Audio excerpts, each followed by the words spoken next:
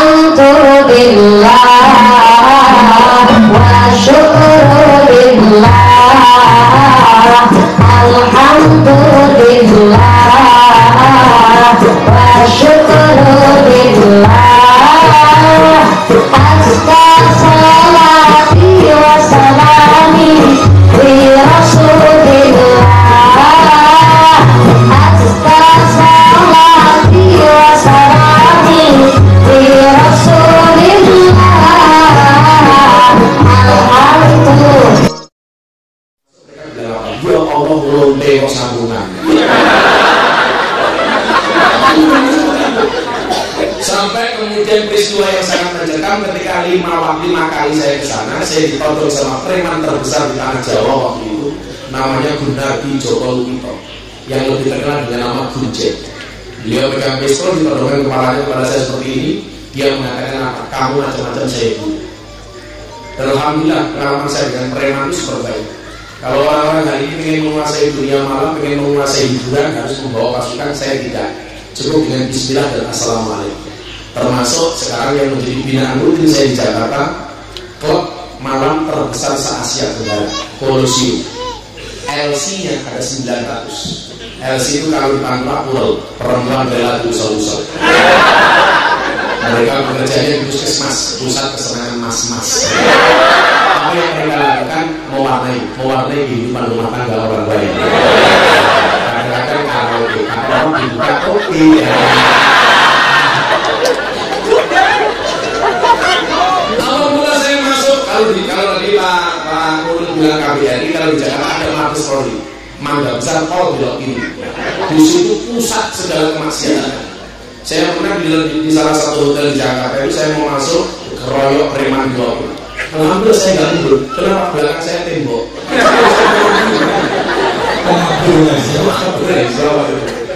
Jadi saat itu kemudian ketika saya diterima gara-gara saya malam ke-7 surat di sana, saya sampaikan kepada almarhum Gunjek waktu itu, coba kamu sampaikan kepada saya, apa sih nada saya? Saat itu saya sampaikan, Kanjeng Sunan Derajat itu pernah mengatakan, wenono ageman marang wong yudo, wenono tongkat marang wong yudo. Aku saya jadi ingat gitu. Saya kemarin umroh, masuk bandara Jeddah, saya pegang tangan hitam pakai tongkat, masuk bandara, polisi Arab bilang, tolong orang ini dikasih jalan. Tuh, saya pede banget. Begitu sampai bandara saya tanya, Pak polisi, kenapa saya datang semua disuruh mikir? Jelas ada orang buta lewat.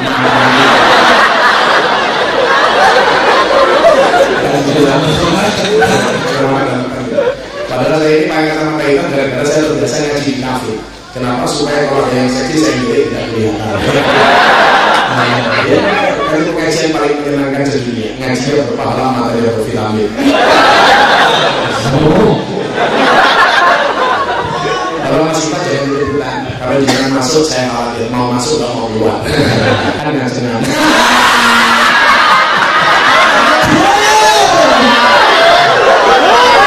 Tapi nggak tahu berburu nih.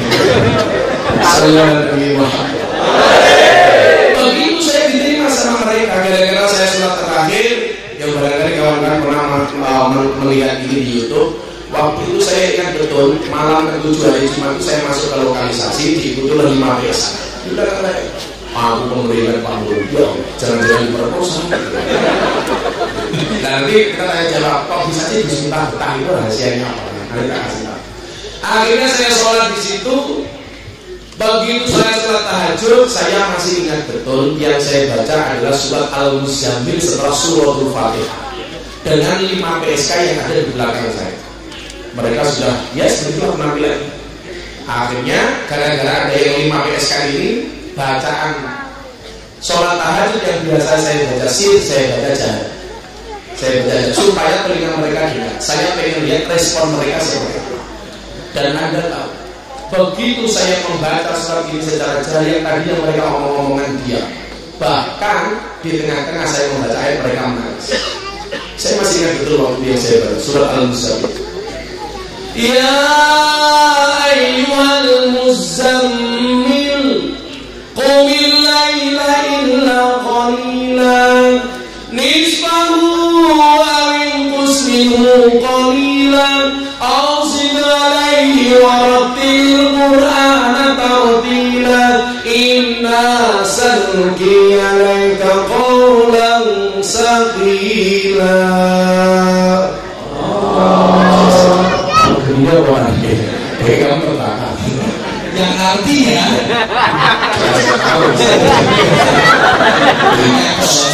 koleksi teluran.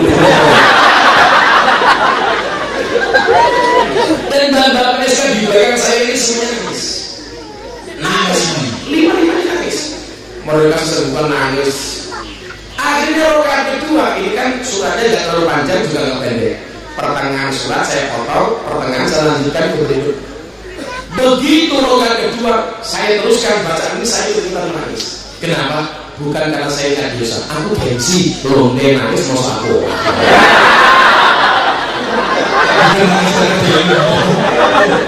Aku malu. Coba kalau kawan-kawan lihat akhir ayat ini tampil luar biasa. Inna rabbaka ya'lamu annaka taqumu adna min sulusai laili wa nisfahu wa sulusah. Wa nisfahu wa sulusahu wa ta'ifatun minal ladzina ma'ak wallahu yuqaddiru al-laila wan nahar alima alam tusu fataba 'alaikum faqra'u ma tayassara minal Qur'an. Alim an sayakunu minkum marda wa akharun yabtaghuna min fadlillah wa akharun yadribuna min fadlillah wa akharuna yuqatiluna fi sabilillah faqra'u ma tayassara. Terusannya ini apa? Wa aqimus sholata wa atuz zakata wastaghfirullah innallaha ghafurur rahim. Coba di akhir ayat ini saya nggak ngira, tadinya saya nggak kenapa mengambil ayat ini, bukan karena saya tahu akhir ayat ini seperti ini, tapi delalah kebetulan di akhir ayat ini luar biasa. Wa akharuna yuqatiluna fi sabilillah faqra'u ma tayassara min wa qimus salata wa atuz zakata wa aqridullaha qardan hasana wa ma tuqaddimu li anfusikum min khairin tajiduhu indallah. Apa kata Allah? Huwa khairan wa a'zama ajran wa astaghfirullah. Mohon ampunlah kamu kepada Allah. Wa astaghfirullah innallaha ghafurur rahim. Kenapa kamu harus tak maaf kepada Allah? Karena Dia Allah Maha Pengampun lagi Maha Penyayang. Maka sejak saat itu kemudian selesai sholat, babaknya tanya, Mas, jenengan tuh orang aneh, kesini kok sholat dan lain sebagainya. Waktu itu saya jawab, Mbak, saya punya prinsip, saya punya prinsip. Sebaik-baiknya orang itu ada jeleknya, dan sejelek-jeleknya orang pasti ada baiknya. Seburuk-buruknya tempat harus ada baiknya, dan sebaik-baiknya tempat pasti ada buruknya. Di depan Ka'bah itu tempat terbaik sedunia, banyak copet. Saya kemarin pengajian di Purwokerto, hujan lebat, puluhan ribu orang kecopetan dan lain sebagainya. Saya heran, padahal copetnya sudah di atas panggung, masih ada copet gitu. Maka di sini insya Allah aman gak ada copet, karena malam hari ini copetnya jadi moderator, insya Allah jadi aman. Wajahnya copet. Tapi saya juga copet. Tapi beda saya dengan copet terminal itu apa? Copet terminal itu goblok, yang dicopet dompetnya. Ketahuan dipukuli kepalanya. Kalau saya juga copet dengan mbak-mbak dunia malam, tapi yang saya copet bukan dompetnya tapi hatinya. Kalau hatinya sudah kecopet, jangankan dompetnya, yang lainnya pun akan diberikannya.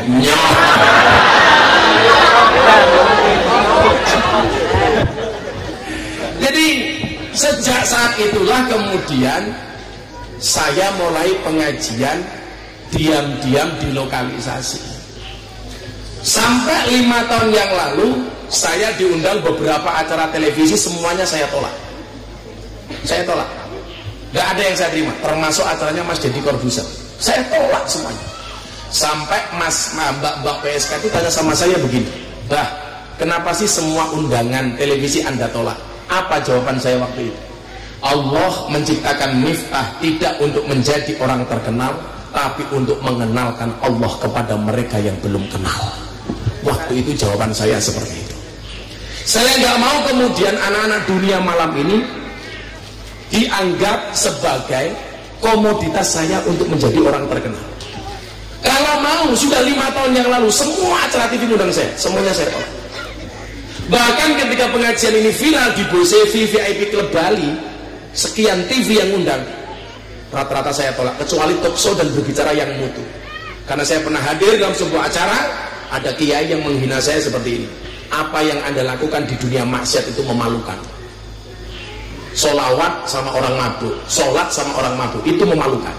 Saya ditanya sama presenternya, apa respon Gus Miftah? Mohon maaf kiai, kalau apa yang saya lakukan ini dianggap memalukan, lebih memalukan mana ketika kita melihat kemaksiatan, diam tanpa memberikan solusi apapun kepada mereka. Saya dibully, katanya saya menista agama. Dibully karena katanya saya menjual agama. Padahal di semua kafe yang ada di Indonesia saya datang, beli tiket sendiri, cari hotel sendiri, makan sendiri. Kalau saya di lokalisasi, saya biasa bawa makan sendiri. Bahkan kemarin istri saya sakit, saya mau telepon Pak Nurul minta roket cikitnya, saya nggak tega. Istri saya pernah bilang begini, saya masih pulang dari Hong Kong, istri saya bilang, bah sudah nggak usah beli, saya saja yang masak. Padahal istri saya dalam keadaan sakit. Karena setiap kali saya pengajian ke Sarkem minimal bawa 300 bungkus nasi kok. 3 bulan sekali saya bawa mukena rukuh sajadah Quran, saya bagi ke mbak-mbak. Karena di Sarkem itu banyak keluar, banyak yang datang, jadi keluar masuk. Yang saya sempat waktu itu kaget, malam Jumat Kliwon saya pengajian di Sarkem sepi, yang datang biasanya 200 PSK hanya 50. Saya senang kan, jangan-jangan mereka bertobat. Apa jawaban germonya? Tobat gimana Gus? Ini kan malam Jumat Kliwon, hijrah kemana? Parangkusumo matanya. Sudah masuk. Kayaknya kamu tamu reguler ya. Jadi ini barangkali prolognya, saya pengen justru kalian tanya sama saya, bila perlu dibully mati-matian, sak modalmu nggak ada masalah. Oke. Karena saya meyakini begini, apa yang saya lakukan hari ini masih banyak dirasani sama orang di luar sana. Tapi saya punya prinsip, ketika kekuranganmu dibicarakan oleh orang lain, tersenyumlah. Kenapa? Kekuranganmu saja diperhatikan, apalagi kelebihanmu. Mantap. Itu aja.